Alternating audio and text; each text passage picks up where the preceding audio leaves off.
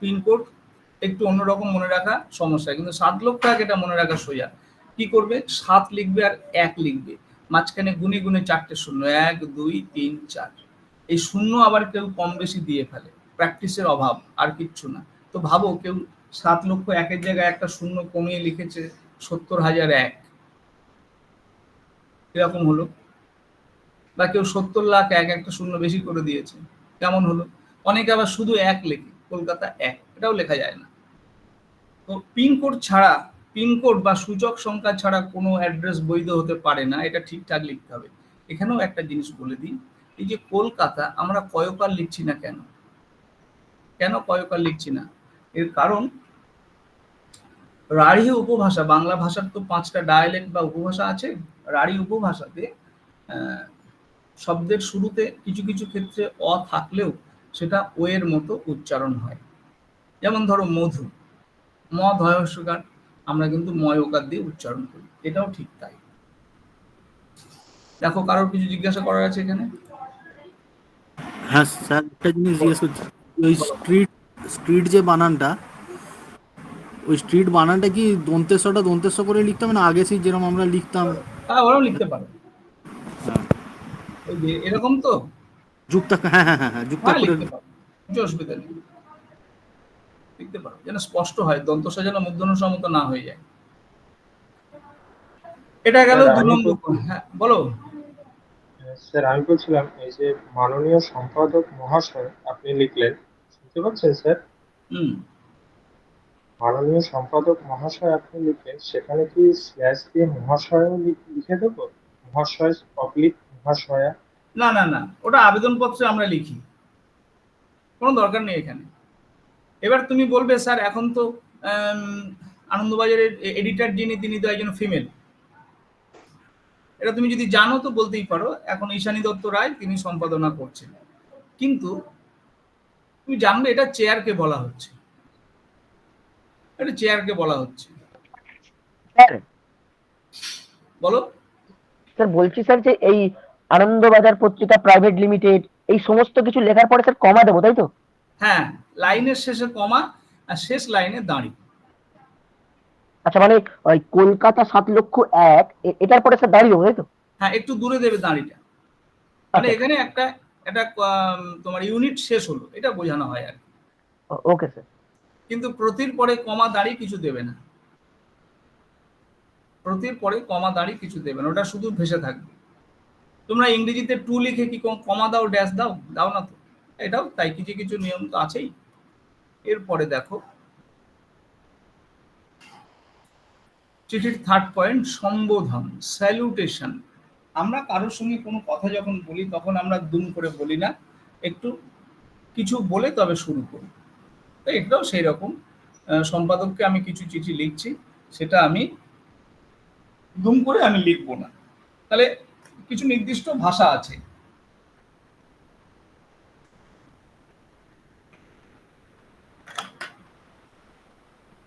এটা আমি বলেছি একটু ভালো করে বোঝানোর জন্য, প্রাপকের ঠিকানা থেকে 2 লাইন ছেড়ে, 2 লাইন, 2 লাইন ছাড়তে পারো, 1 লাইন ছাড়তে পারো, যেন আলাদা ইউনিট বোঝা যায়, আলাদা ইউনিট যেন বোঝা যায়। হুম, এটার জন্যই আমি এটা লিখেছি। তো এটা কোথায় হবে দেখো, একটু একে দিয়ে এখানে লিখবে সবিনয় নিবেদন, কম, সবিনয় নিবেদন। এখানে একটা ভুল হয়, অনেকেই করে দেয় কি সবিনয়ে করে দেয়, এটা কিন্তু ভুল। এটা মিসলেনিয়াস সার্ভিসে আসবে এই ধরনের অশুদ্ধি সংশোধন, ইউপিএসসিতেও আসে। তাহলে সবিনয় কথাটার মানে কি? সবিনয় হচ্ছে একটা সমাসবদ্ধ পদ, এখানে এর ব্যাসবাক্য হবে বিনয়ের, বিনয়ের সহিত সহিত বর্তমান। ছটা আলাদা লিখে তারপরে ব্র্যাকেটে লিখতে হবে সঙ্গে বা সহিত বর্তমান। হ্যাঁ, ডাইরেক্ট সহিত লিখলে কিন্তু সেটা আবার সমাসগত ভুল, কারণ ওটা পূর্বপদ পরপদের একটা মিল থাকতে হবে। তো তো সেই হিসেবে এটার সমাস হচ্ছে সহার্থক বহুব্রীহি সমাস। তাহলে প্রত্যেকটার পিছনে কিন্তু কিছু রিজন থাকে, সেটা তোমাকে বোঝাতে হবে, এলোমেলো ভাবে লেখা যায় না। তাহলে সবিনয় বিনয়ে হবে না, হ্যাঁ, সবিনয় নিবেদন। এই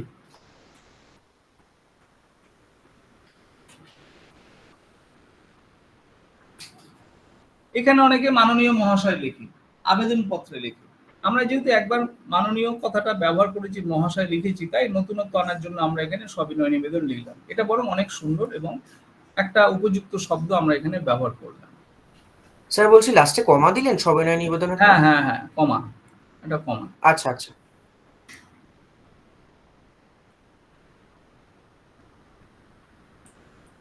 ফোর্থ পয়েন্ট, বিষয়বস্তু বা মূল আলোচনা। 2 অথবা 3 অনুচ্ছেদে লিখতে হবে। অনুচ্ছেদ আমরা কখন পাল্টাই? যখন আমাদের লেখার মধ্যে বিষয়ের পরিবর্তন, ভাবের পরিবর্তন হয়, তখন আমরা এটা পাল্টাই। এবার তোমার কাছে 150 শব্দ আছে, তুমি যদি এক ঢালাও লিখে যাও, তাহলে সেটা কেমন দেখায়? একটু বৈচিত্র্য আনতে হয়, কারণ এটা একটা সাহিত্য, মনে রাখবে, সাহিত্যের একটা অংশ এটা। তো মূল আলোচনা 2 অথবা 3 অনুচ্ছেদে লিখতে হবে। এই বডি পার্টটাই কিন্তু 150 শব্দ। এতক্ষণ আমরা আগডুম বাগডুম যা লিখলাম, বুঝলে, এইসব একটাও কাউন্ট হবে না। এই যে 15 জুলাই, সম্পাদক মহাশয়, সবিনয় নিবেদন, এগুলো একটুও কাউন্ট হবে না, এগুলো সব গোনার বাইরে। এই যে সবিনয় নিবেদন লিখলাম, ফরম্যাটের কোনো কিছু ধরা হবে না, শুধু বডি পার্ট 150 শব্দের মধ্যে হবে। তাহলে সবিনয় নিবেদনের 9 এর নিচ থেকেই লেখাটা শুরু হয়ে যাবে। আমি 3টে প্যারা দেখাচ্ছি। আমি 3টে প্যারাতে কোথায় কি লিখবে, দাঁড়াও, 3টে প্যারাতে কোথায় কি লিখবে আমি সব বলে দেবো। তোমরা কিছু চিন্তা করতে হবে না, পরীক্ষা আমি দেব, তোমরা খালি কলম চালাবে। হ্যাঁ বলো। বলছি যে ইংরেজির ক্ষেত্রে যেমন আমরা এক সাবজেক্ট লিখি, ঠিক আছে, এখানে কি সাবজেক্টটা টোটালি লেখা হবে না, মানে বাংলাতে কি? হ্যাঁ, ওটা বাংলায় চিঠিতে সাবজেক্ট আমরা লিখি একমাত্র আবেদনপত্রে। ওকে, এই জায়গাটা তফাৎ করবে। এইখানে যে বিষয় আমরা লিখি, হ্যাঁ, এটা বিষয় লিখি, এটা কিন্তু আবেদনপত্রে। আর এখানে যখন তুমি বিষয় লিখবে, তখন এই পয়েন্ট এখানে আর হবে না। বহু বইতে এই ভুল আছে। হ্যাঁ স্যার, ওই একটা বই দেখছিলাম স্যার, মহেন্দ্রা যে দিয়েছিল ওই মিসলেনিয়াসের জন্য, যেটা ওই মার্চ করে যে ক্লাসটা হচ্ছিল, ওখানে যে বইটা দিয়েছে ওটাতে দেখছি ওরা বিষয়ও দিয়েছে, আর প্লাস ওই প্রথমে যেটা আমরা তারিখ লিখেছি ওটা আবার ওটাকে লেফট সাইডে লিখেছে পেজে। হ্যাঁ, ওটা নিচে লেফট সাইডেই হয়, আবেদনপত্রে নিচেই হয়। আবেদনপত্রে এইটা উপরে হবে না, এই স্থান তারিখ এখানে হয় না, নিচে বাম দিকে হবে।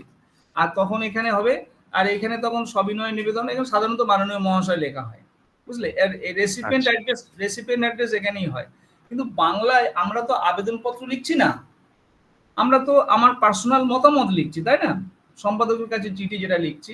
এবার তুমি বলো, যদি তোমাকে বলা হয় যে একটা বিষয় লিখতে হবে, হ্যাঁ, এখন আমি যদি তোমাকে বলি না না বিষয় লিখতেই হবে, নালে হয় নাকি এরকম ভাবে, বিষয় ছাড়া চিঠি হয় নাকি, আমি তোমাকে বলতেই পারি। তো প্রথম কথা দেখো, ইংরেজিতে লেখা হয় বলে বাংলায় লেখা হবে, এটা প্রথম কথা ঠিক নয়। কারণ দুটো ভাষার জন্মের ক্ষেত্রে কোথাও বিন্দু মাত্র মিল নেই। দুটো ভাষার জন্ম সবই এসছে ইন্দো ইউরোপীয় ওই ভাষা গোষ্ঠী থেকে আসতে পারে, কিন্তু বাংলার সঙ্গে সংস্কৃতের যতটা দুঃসম্পর্ক আছে, অনেক দূরের সম্পর্ক আছে, ইংরেজির সঙ্গে সেটা নেই। দুটোই আধুনিক বিশ্বের উন্নত ভাষা। বরং বলা যায় এখানে ইংরেজি ভাষার জন্ম যে পরিবেশে, তার থেকে অনেক সুন্দর নরম মধুর পরিবেশে বাংলা ভাষার জন্ম। এবারে কি, ইংরেজি ভাষাটা কাজের ভাষা হয়ে গেছে সারা পৃথিবীতে, তার পরিচিতি বেশি হয়ে গেছে, কিন্তু বাংলা ভাষা কোনো অংশে কম যায় না। তো ইংরেজি 26টা লেটার, সেখানে বাংলায় দেখো 49 থেকে 50টা লেটার, তাহলে তফাৎ আছে। তো ইংরেজিতে কোনো যুক্ত বর্ণ নেই, বাংলায় যুক্ত বর্ণ আছে, তাই না? তো এই জন্য আমি বলছি ইংরেজিতে লেখা একরকম ব্যাপার, বাংলা ভাষায় লেখা একরকম ব্যাপার, দুটো ভাষার পাশাপাশি চলে। তাহলে এখানে বিষয় লিখবে না। ভালো করে যে আমি এটা বলতে ভুলে গেছি, যে এটা অনেকের কনফিউশন থাকে। তো আচ্ছা, যেটা বলছিলাম যে চিঠি মানেই বিষয় লিখতে হবে। তাহলে ধরো তুমি আর্মিতে চাকরি করবে, করো, কেউ অন্যভাবে নেবে না, এটা কেউ খারাপ ভাবে নেবে না, আমি জাস্ট বোঝানোর জন্য একটু মাঝে মাঝে ট্র্যাক থেকে বেরোতে হয়, সেই জন্যই বলছি, কোনো খারাপ ইঙ্গিত করার জন্য আমি বলছি না। ধরো তুমি আর্মিতে চাকরি করো, তুমি সারা বছরে হয়তো সেই 1 মাস বা 2 মাস ছুটি পাবে, তো বাড়িতে আমার আত্মীয় স্বজন রয়েছে, তারা আমার জন্য উৎকণ্ঠিত। এবারে আমি এমন একটা জায়গায় আছি সেখানে হয়তো সবসময় নেটওয়ার্ক পাওয়া যায় না, গভর্নমেন্টের টেলিফোনেই যতটুকু কথা হয় সেইটা।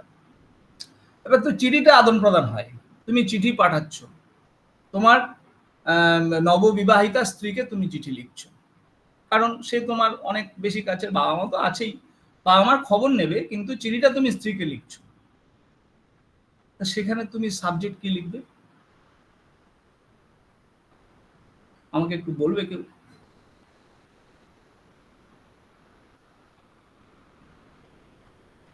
আর্মিতে চাকরি করো, বাড়িতে চিঠি লিখছো, সে বাবাকেও লিখতে পারো, মাকেও লিখতে পারো, স্ত্রীকে লিখতে পারো, ভাইকে বোনকে লিখতে পারো, বিষয় কি লিখবে? আমরা কি লিখি? তাহলে বিষয় লিখতে হবে কোথায়? বিষয়ের উল্লেখ থাকবে আবেদনপত্র, সব জায়গায় হবে না, এটা আমাদের আবেদনপত্র নয়, ক্লিয়ার করে নাও। যাই হোক, এই হচ্ছে বডি পার্ট। এইবারে আমি একটা পেজেই দেখিয়ে দিচ্ছি, এটা আমি ফিরে আসবো। তো এই হচ্ছে বডি পার্ট। হ্যাঁ, এবার একটু যাই, আর একটা পয়েন্ট বাকি আছে। এই যে চিঠির 5th পয়েন্ট, প্রেরকের নাম। সেন্ডার, এটা তোমার, অ্যাকচুয়ালি এটা তুমি, নিজের নাম লেখা যাবে না। কেন স্যার নিজের নাম লিখবো না কেন? লিখতে পারো, লিখলে বদনাম হয়ে যাবে, 10% নম্বর তো কাটা যাবেই। আর এখন যেরকম চারিদিকে করাপশনের খবর পাওয়া যাচ্ছে, তুমি হয়তো জনপ্রিয় হয়ে যেতে পারো, হাইকোর্টে টানাটানি হতে পারে তোমাকে নিয়ে, তাহলে এইসব ঝামেলায় যেও না। ওই যে বলছে নিজের নাম ঠিকানার পরিবর্তে XYZ ইত্যাদি লিখুন, তো আমরা ইংরেজির মধ্যে বাংলা লিখবো না, আমরা অ ক খ লিখব। অন্যভাবে নিজের পরিচয় দিতে হবে।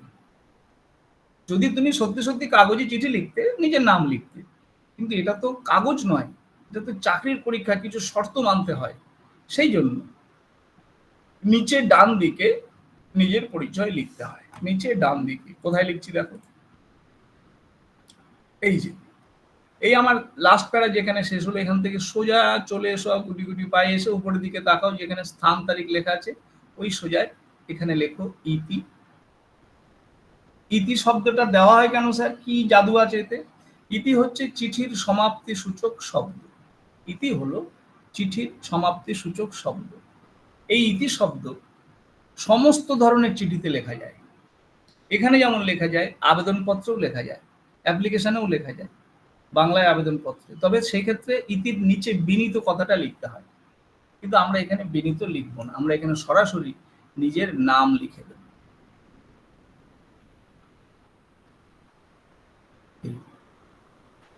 অখ, এটাই তুমি। এই যে বডি পার্ট, এটাই হলো অনধিক 150 শব্দ বা 150 শব্দের মধ্যে। তাহলে তুমি এটা কি করবে, 140 প্লাস করবে, কিন্তু 150 প্লাস করবেন না। স্যার যদি 150 প্লাস হয়ে যায়, কি আর করা যাবে, হয়ে গেলে হয়ে যাবে, তুমি পারোনি সেটা প্রমাণ হবে। কিন্তু ভাবো কেউ যদি 150-এর মধ্যে লেখে, তার তো সেটা অপরাধ নয়, সে তোমার থেকে বেশি পাবে। তুমি পারোনি, কি করা যাবে, তোমার দুর্বলতা প্রকাশ পেয়ে যাবে। তুমি বলবে স্যার আমি অমুক জায়গায় শুনেছি উনি বলেছেন 10টা শব্দ বেশি হলে কিছু হবে না। প্রথম কথা বলি, এটা কোনো আইন নয়, এটা কোনো আইন নয়, এটা কনসিডারের ব্যাপার, এক্সামিনার কনসিডার করলে করবে। এবার তুমি 10টা শব্দের সুবিধা যদি নাও, তুমি আরো 2টো বাক্য বাড়াতে পারলে, হতে পারে ওই 2টো বাক্যে তুমি অনেক সুবিধা পেলে, তাহলে আমি বলবো আমি 20টা শব্দ বেশি লিখবো, আমি তোমার থেকে আরেকটু বেটার লিখবো। আরেকজন বলবে আমি 30টা শব্দ বেশি লিখবো। তাহলে বেশি বেশি, 10টা হলেও বেশি, 30টা হলেও বেশি, এটা আমি তোমাদের উপর ছেড়ে দিলাম। যদি তুমি 150-এর মধ্যে নিজেকে আটকে না রাখতে পারো, তুমি যদি ব্যর্থ হও, তখন বেশি লিখবে, তবে সেটা নিজের দায়িত্বে লিখতে হবে, এর জন্য দায় আমরা কেউ নেব না। এবার তুমি বলবে স্যার 150-এর মধ্যে লেখা যায়, লিখতে লিখতে শেষ হয়ে যায়। এই জন্যই তো পরীক্ষা। এটা কি পরীক্ষা দিচ্ছ ভাবো, রাজ্যের সবচেয়ে বড় পরীক্ষা, সম্মানজনক পরীক্ষা। তাহলে লিখতে হবে তোমাকে, সে কৌশল আমি শিখিয়ে দেবো। আচ্ছা, এবারে আমি কোন প্যারাতে কি লিখবে সেটা বলবো, তার আগে বলো কোনো ডাউট থাকলে বলো। স্যার একটা কথা বলবো স্যার। হুম স্যার মানে ওয়ার্ড কাউন্টটা করবো কি করে স্যার, মানে এটা আমি বুঝবো কি করে, বলিনি কি এখন। হবে? এটা আমি বলে দিচ্ছি, এটা আমি বলে দিচ্ছি। আমি তো একটা কথা বললাম, পরীক্ষা আমি দেব, তোমরা খালি কলম চালাবে। লেটার আমি 75% আমি করে দেবো, তুমি 25% কাজ তোমার। দেখো, তাহলে এই ফরম্যাট এটার স্ক্রিনশট নিয়ে রাখতে পারো বা খাতায় লিখে রাখতে পারো। স্যার বলো বলো। বলছি যে আজকে আমি আপনাকে লেটারটা সেন্ড করেছি দুপুরে, কোথাকার লেটার? ওই লেটার টু দ্য এডিটর। আমি তো হোমওয়ার্ক দিইনি এখনো। না স্যার, আগের দিন আপনি যে লেটারটা চেক করছিলেন ওটাই আমি আজকে লিখে সেন্ড করেছি। ওটা আবার ওই ক্লাসে চেক হবে। Okay sir. হুম। আর ওই আর তোমরা এখানে তোমরা যারা তো সবাই কোয়ালিফাই করে গেছো তো প্রিলিমিনারি নাকি? না স্যার, স্যার। আমরা ওই ব্যাচেরও আছি কিছু। হ্যাঁ স্যার স্যার। বলেছেন যে আমরা ক্লাস করতে পারি, এই আর কি। ও, স্যার আমি পুরো নিউ। পুরো নিউ, আচ্ছা ঠিক আছে, তা অসুবিধা কিছু নেই। যারা কোয়ালিফাই করেছে আমি জানি তারা করবে, ঠিক আছে, সুবিধা দিচ্ছে, অন্যরা ক্লাস করতে পারো, পরে রিভিশন হবে। তো ঠিক আছে, আমি একটা সাবজেক্ট দিই, তারপর সেটা লেখো, আর যে ক্লাসে যে জিনিস হচ্ছে সেখানে আমরা চেক করব। আমরা এবার এখান থেকে বেরোচ্ছি, গিয়ে এবারে আমরা লেটারের যে বডি পার্ট, সেখানে যে 150 শব্দের মধ্যে যেটা আমরা লিখছিলাম সেইটা আমরা এবার একটু চর্চা করব। দেখো, ফার্স্ট প্যারা, ফার্স্ট প্যারাতে কি লিখবে? ওই যে সবিনয় নিবেদন লেখা আছে না, ঠিক ওর নিচ থেকে হবে আপনার। স্যার একটা কথা ছিল। বলো বলো। স্যার বলছি সবিনয় নিবেদনের ওই লাইনটাতে কিছু কন্টিনিউ করবো না তো, তার নিচের থেকে লিখতে শুরু না করবো? না, ওর নিচ থেকে, এই ধরো আমি লিখে দিচ্ছি এখানে, এই যে লেখা আছে না সবিনয় নিবেদন, এই যে ঠিক এর নিচ থেকে হবে এটা। ঠিক আছে। আপনার জনপ্রিয় দৈনিক পত্রিকায়, এখানে একটা ড্যাশ দেবে, কিন্তু আন্ডারলাইন হবে না, হ্যাঁ, আন্ডারলাইন কিন্তু হবে না। বিষয়ে আমি কিছুটা আলোকপাত করতে চাই। এটা হচ্ছে একটা সৌজন্য। দুম করে আমরা তো কিছু শুরু করি না, দুম করে খাওয়াও শুরু করি না, বলাও শুরু করি না, হাঁটতেও শুরু করি না, দৌড়াতেও শুরু করি না, বা শুয়ে পড়লাম আর সঙ্গে সঙ্গে চোখ বন্ধ করে ঘুমিয়ে গেলাম, এরমও হয় না। সবকিছুর একটা প্রস্তুতি থাকা দরকার, একটা সিস্টেম আছে। তাহলে এখানে কি হবে? আপনার জনপ্রিয় দৈনিক পত্রিকায় ড্যাশ বিষয়ে আমি কিছুটা আলোকপাত করতে চাই। যে সাবজেক্ট আসুক না কেন তুমি এই কথাটা লিখবে, আর এই এখানটায় যেটা দেবে যে সাবজেক্ট সেটা লিখে দেবে, ইনভার্টেড কমার মধ্যে দিয়ে লিখে দেবে। তাহলে এই ঝামেলা মিটে গেল। সেকেন্ড প্যারা, সেকেন্ড প্যারাটা আমি পরে বলে দিচ্ছি, এটা এখানে বলবো না, মানে পরে স্লাইডে বলছি। সেকেন্ড প্যারা, থার্ড প্যারা, থার্ড প্যারায় কি হবে? এই সব এই সোজা, কিন্তু ওই যে সবিনয় নিবেদন লিখেছি ওর নিচ থেকেই সবসময় প্যারা শুরু হবে। এ বিষয়ে আপনার পত্রিকায় আরো কিছু, এটাও একটা সৌজন্য।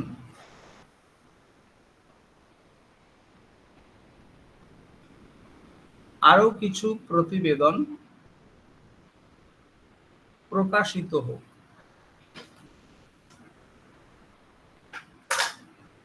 আরো কিছু কেন না, তুমি যে বিষয়টা লিখছো দেখবে সাধারণত এই বিষয়ে খবর হয়ে গেছে কাগজে।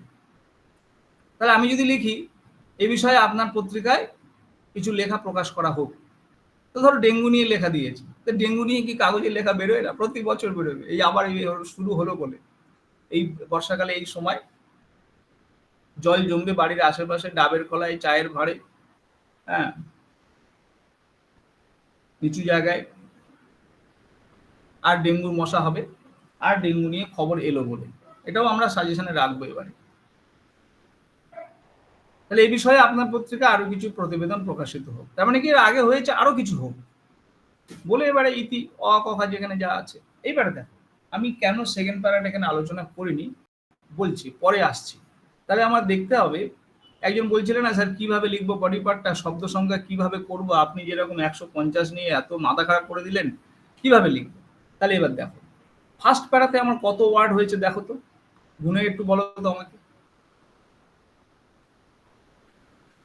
9টা স্যার, 9টা। 1 2 3 4 5 6 7 8 9 10, না 1 2 3 4 5 6 7 8 9 10টা হচ্ছে তো। এইবারে তুমি এইখানে স্যার বিষয়টা ধরা হয়। হ্যাঁ এখানে 10টা হচ্ছে, আর এই বডি এখানে 3টে ধরো, 3 থেকে 4টে ধরো, দুটোও হতে পারে। হ্যাঁ তাহলে আমি পরে 3টে ধরলাম, তাহলে 10 3 13টা শব্দ হলো আমার ফার্স্ট পেপার, এই ফার্স্ট প্যারাতে 13টা। লাস্ট প্যারাতে কত আছে? 1 2 3 4 5 6 7 8 9, এখানে আমার আছে 9টা। তাহলে দেখো 13 আর 9 কত হচ্ছে? 22টা হচ্ছে, তাই তো? তাহলে 22টা যদি হয়, এবার আমার 150 থেকে 22 বাদ দাও, কত থাকছে দেখো? আমার 128টা হাতে আছে। তুমি এইখানটা এই সেকেন্ড প্যারাটায় তুমি 110 থেকে 120টা শব্দ লেখো। আমার হাতে 8টা শব্দ এক্সট্রা থাকবে। আমি যদি 20টা লিখি আমার হাতে 8টা শব্দ এক্সট্রা থাকবে, মানে আমার টপকে যাবার কোনো সম্ভাবনা নেই। যদি আমি 110টা লিখি আমার হাতে আরো 10-12টা শব্দ থাকবে। আমার হাতে সবসময় রেখে খরচ করতে হবে, কিন্তু প্রথমেই যদি আমি খরচ বেশি করে ফেলি মাসের শেষের দিকে গিয়ে সমস্যায় পড়ে যাবে। এইবারে এইখানটাতেই তোমরা এইটা লিখবে, এখানে 110 থেকে 120 ওয়ার্ড। তাহলে আমি যদি চিঠিতে যে বিষয়ে দিক না কেন আমি লিখে দেবো, তাহলে আমি ফার্স্ট প্যারা সেকেন্ড প্যারা আমার মুখস্থ আছে, স্যার বলেছেন যে যা হবে এটাই লিখে দেবে, এটাই লিখবে। এবারে কিভাবে এইটা বানাবে সেটা আমি তোমাদের দেখাই। সেকেন্ড প্যারাটা কিভাবে বানাবে তারও কিছু নির্দিষ্ট নিয়ম কানুন আছে, সেই পয়েন্টের উপরে ভিত্তি করে তুমি লিখবে।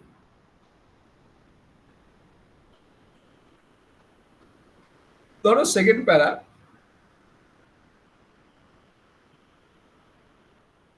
এরকম ভাবে যাচ্ছে,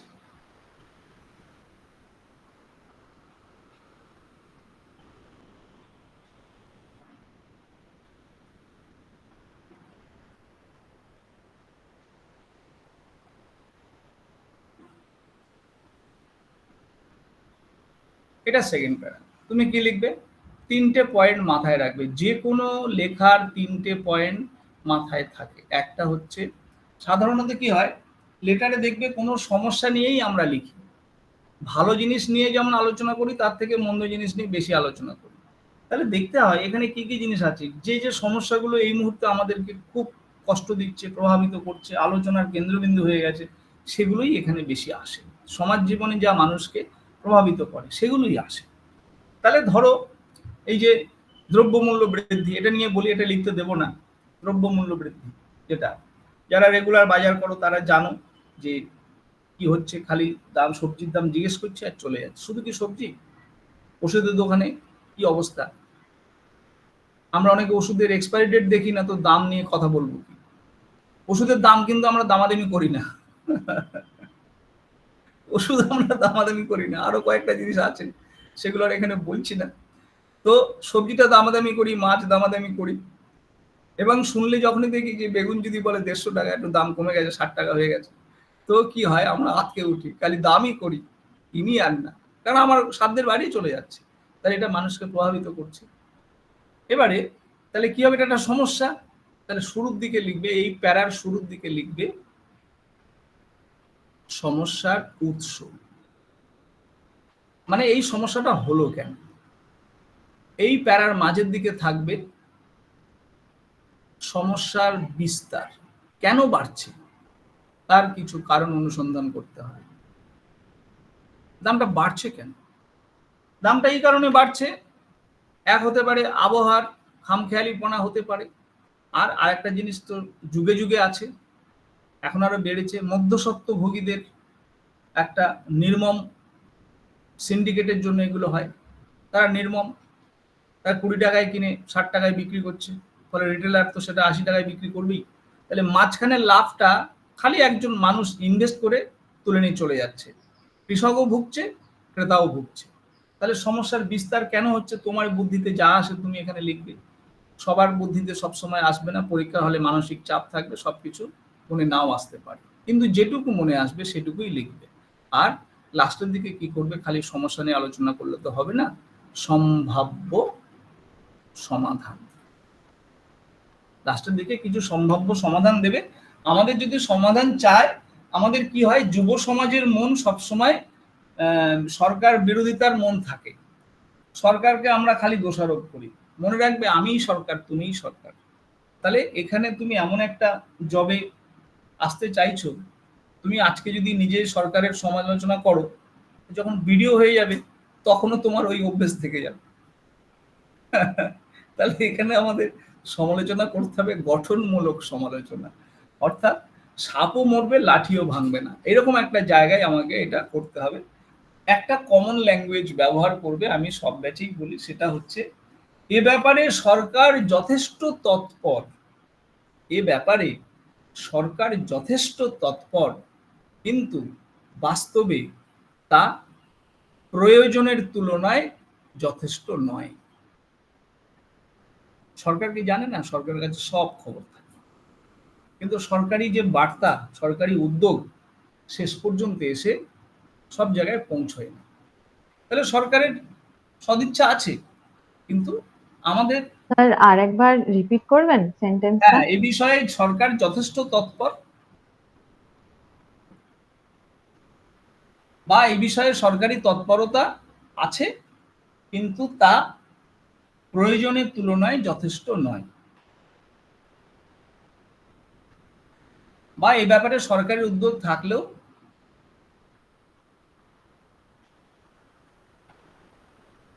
ভবিষ্যতে আরো তৎপর হতে হবে। এই ধরনের একটা বাক্য তুমি নিজে বানিয়ে লিখে দেবে।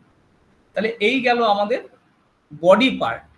এইবারে তুমি কি করবে, এই অংশটা তোমার তো ধরো ফরম্যাট জানা আছে, স্থান, তারিখ, রেসিপিয়েন্ট অ্যাড্রেস, সবিনয় নিবেদন, ওদিকে আর থাকলো নিজের পরিচয়। এই এবারে বডি পার্টে যে 150 শব্দ, তার মধ্যে তোমার ফার্স্ট প্যারা, থার্ড প্যারা, আপনার জনপ্রিয় দৈনিক পত্রিকা ড্যাশ বিষয়ে আমার কিছু মতামত পাঠালাম, বা আমি কিছুটা আলোকপাত করতে চাই, ফার্স্ট প্যারা, থার্ড প্যারা রয়েছে, এ বিষয়ে আপনার পত্রিকায় আরো কিছু প্রতিবেদন প্রকাশিত হবে। এগুলো তো আমার মুখস্থ। তাহলে আমার পরীক্ষা হলে কাজ কি? পরীক্ষা হলে কাজ হচ্ছে যে এইটাকে সুন্দর করে করার। বাকিগুলোর জন্য আমার সময় লাগবে না, তাহলে আমার এতে 36 মিনিট টাইম আছে। আমি এটা যদি 15 মিনিট ব্যয় করি, আমি এটা রাফ করব, এইটা আমি রাফ ওয়ার্ক করব। কোথায় রাফ ওয়ার্ক করবে সব বলে দেবো। রাফ ওয়ার্ক করব করে তাহলে কি হবে, এক চান্সে লিখলে দেখা যাচ্ছে যে ভুলভ্রান্তি হতে পারে, কাটাকাটি হয়ে যেতে পারে, একই শব্দ বারবার চলে আসতে পারে। এটা বিসিএস এর ক্ষেত্রে তোমরা রাফ করবে, খাতার পেছন দিক থেকে 2 পাতা বাদ দিয়ে রাফ করবে, উপরে রাফ লিখবে। আমি সব পরে বলে দেবো, এগুলো নিয়ে এখন মাথা ঘামিও না। হ্যাঁ, রাফ করা যায়, খুব ভালোভাবে করা যায়। রাফ ওয়ার্ক করে তুমি কি করবে, তারপরে ওয়ার্ড অ্যাডজাস্ট করবে। ওয়ার্ড অ্যাডজাস্ট অর্থাৎ আমি এটাকে 110 থেকে 120-র মধ্যে নিয়ে আসবো। এইটা যেই হয়ে যাবে, এরপর তুমি কি করবে, কোয়ালিটি মেনটেন। সমস্ত লেখাতে এই কোয়ালিটি মেনটেন করতে হয়। একই কথা বারবার লিখতে নেই, সাধু চলিত মেশানো নেই, বানান ভুল করতে নেই। এগুলো সারমর্ম অনুবাদে আমি আরো ডিটেল বলে দেবো। তো এইটা তুমি যদি রাফ করো, আমি ধরলাম তোমার 20 মিনিট লেগেছে রাফ করতে, হাত স্লো থাকবে, তাহলে আর 5 মিনিটে তুমি লিখতে পারবে না, তোমার তো হু করে নেমে যাবে জিনিসটা, সব মুখস্থ আছে। তাহলে তুমি দেখবে বাড়িতে যখন চর্চা করবে, এমনি লিখে দেখবে আর একবার রাফ করে লিখে দেখবে। দেখবে সবসময় আমরা ফার্স্ট অ্যাটেম্পটে যা হয়, সেকেন্ড অ্যাটেম্পটে তার ভুল ভ্রান্তিগুলো শুধরে গিয়ে সুন্দর একটা জায়গায় আমরা পৌঁছে যাই। তো এই ছিল আজকের ক্লাস। হ্যাঁ, আজকে আর নতুন করে কিছু আলোচনার নেই, শুধু একটা সাবজেক্ট দিতে হবে যেটা তোমরা লিখবে। আমাদের কিন্তু যে ক্লাস চলবে, আজকে লেটারের ফার্স্ট ক্লাস হলো, এই লেখাটা তোমরা 1 সপ্তাহের মধ্যেই লিখে রেখে দেবে। আমি নেক্সট ক্লাসে আমি একটা হোমওয়ার্ক দিচ্ছি, দাঁড়াও।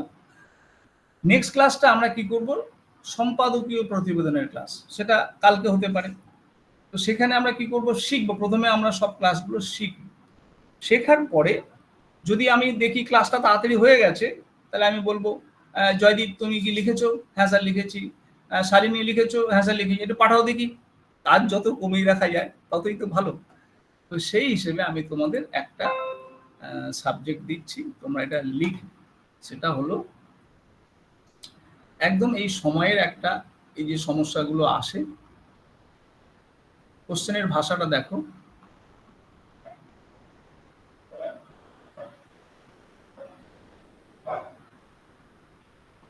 নিজের পরিচয়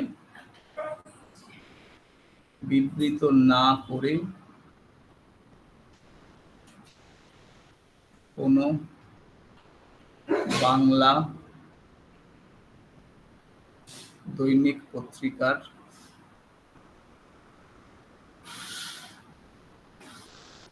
সম্পাদকের কাছে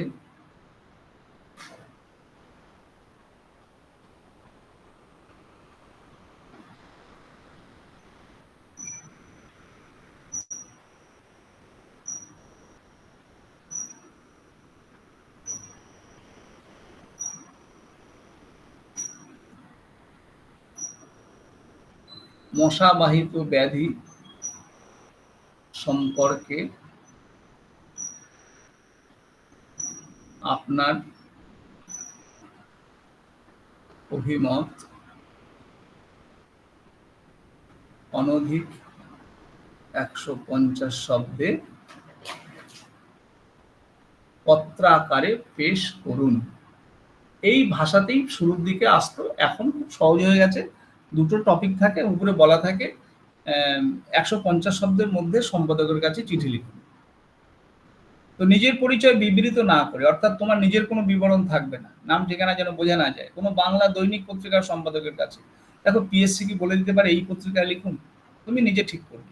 মশাবাহিত ব্যাধি এই সময় হয়, হ্যাঁ, এই জল জমছার এই সময় হবে, ফলে আমরা সবসময় সময়ের সঙ্গে সঙ্গে যাব।